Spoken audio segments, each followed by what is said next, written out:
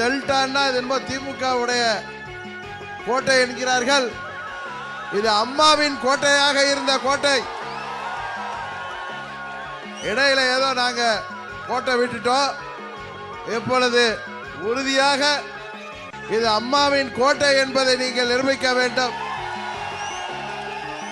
காரணம், அம்மா அவர்கள் காவேரி பிரச்சனையில எப்படியெல்லாம் போராடினார்கள்.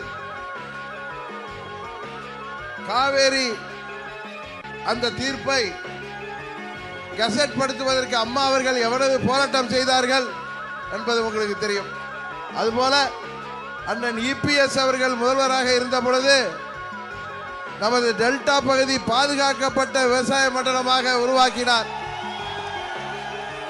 வைரமே கிடைத்தாலும் எங்களுக்கு தேவையில்லை, நாங்கள் விவசாயம் தான் செய்ய வேண்டும் என்ற நமது பகுதி விவசாயிகளின் கோரிக்கையை ஏற்று அன்றைக்கு இந்த பகுதியை பாதுகாக்கப்பட்ட விவசாய மண்டலமாக அறிவிக்கப்பட்ட காரணத்தினால்தான் இங்கே நமது சோழ மண்டலத்திலே விவசாயிகள் பாதுகாக்கப்படுகிறார்கள்.